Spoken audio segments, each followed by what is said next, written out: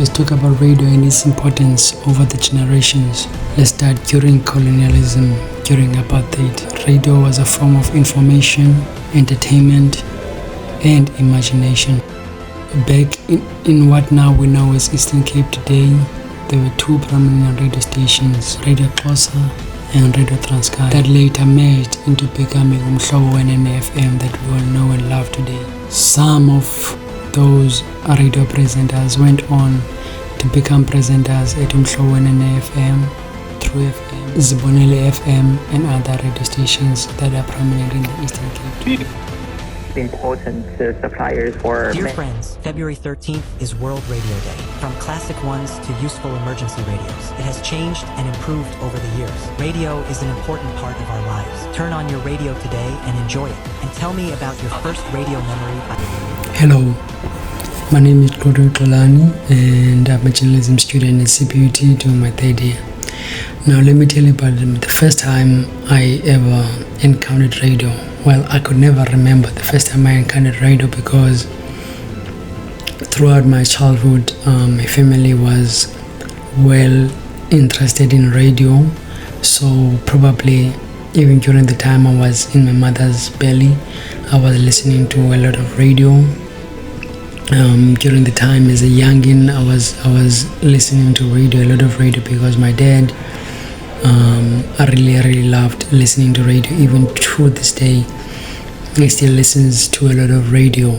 But I can tell you about the first time or the first memory that comes into mind when I think about the first time I heard radio. 44 minutes after 1 o'clock, family and friends, you've been enjoying the sweet Wednesday vibe that you've come accustomed to. Music from them time that meets way back Wednesday on your favorite radio station. Right.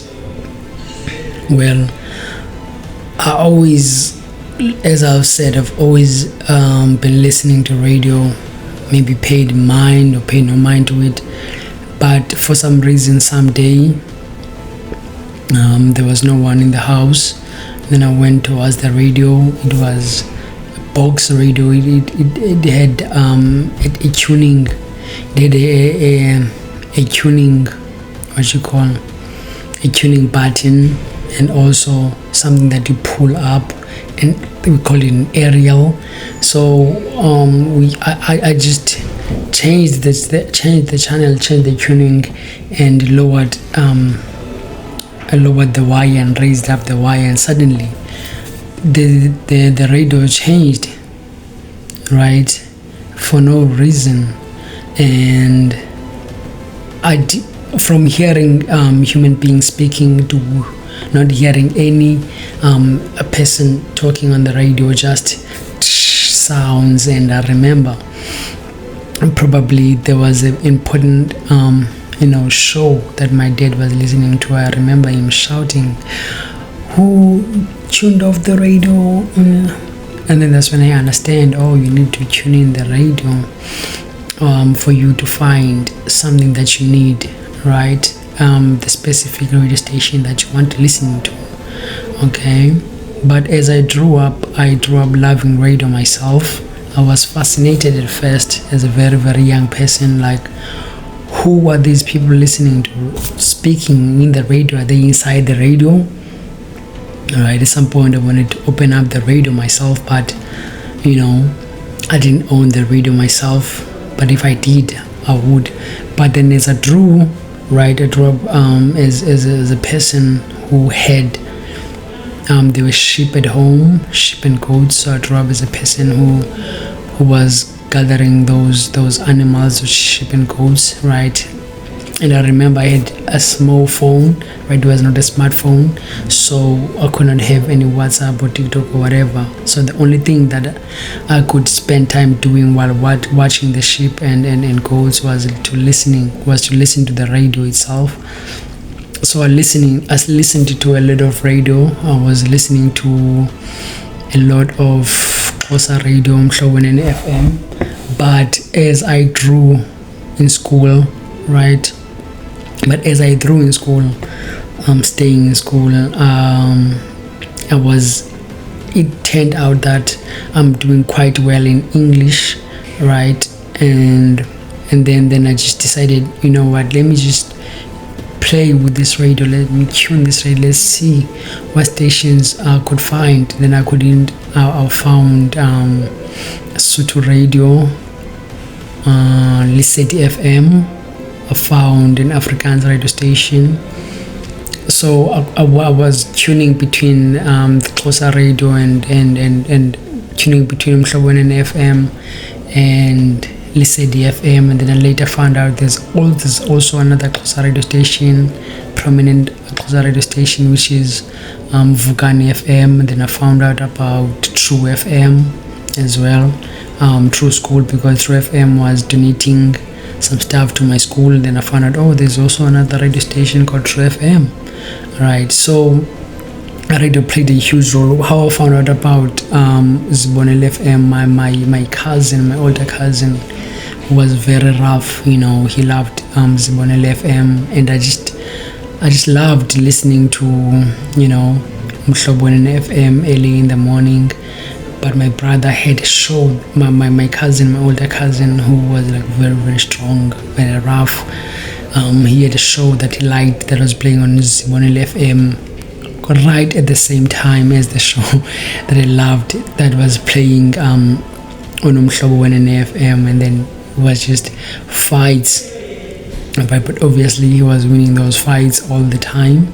And then that's how I got to know about Zibonele FM, and it was really close to where I was staying, because I was staying in Engcobo, and Zibonele FM was in Queenstown. So yeah, and I spent some time being a musician as well, so I tried to submit some music at Zibonele FM. So radio really did play a huge role in my life. But I remember my older brother, he ever since I could understand things, he was working, so he was someone who had money.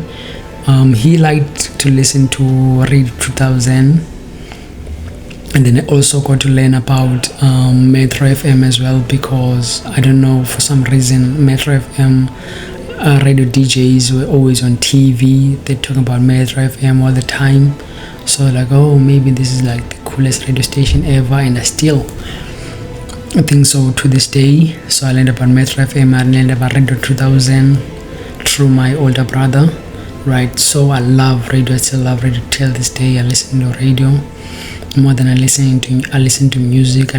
Metro FM is celebrating World Radio Day in a very special way. Tune in and enjoy some nostalgic moments as radio legends share their stories of how they helped shape the Metro FM that we know and love today. I worked at a small radio station, and I was an ENG. I was an electronic news gatherer, and that's what I did. I read the news on radio for about 6 months before I started doing my shows. And I can't tell you really that if somebody hears your voice later and sees you later and then is able to make the connection, but really for me the impact has been that you are able to spread news, information, but impact to thousands of people at one time on your own. So it's a fantastic tool. And though I think about the times that I've actually shed tears because folks have taken this magnificent tool and have used it, sadly, for evil. We have examples of that. World wars, propaganda has been spread over the radio. Genocide, propaganda over the radio, and that has resulted in the death of many people, unfortunately. Still remains a tool that we should be able to use for good. Still remains a tool that we should be able to get behind the mic every day. Is a great privilege and a great honor to be able to do that. And so I celebrate this World Radio Day and hope that we can continue to use it for good, for positive, for change, for impact. Oba kwesasithili kukho into esixhomisa amehlo. Ndakuthetha noyise uDeclerk. Anduzuchitha xesha ngokuthetha ngaye. Ngingazukuthetha ngaye nangoku.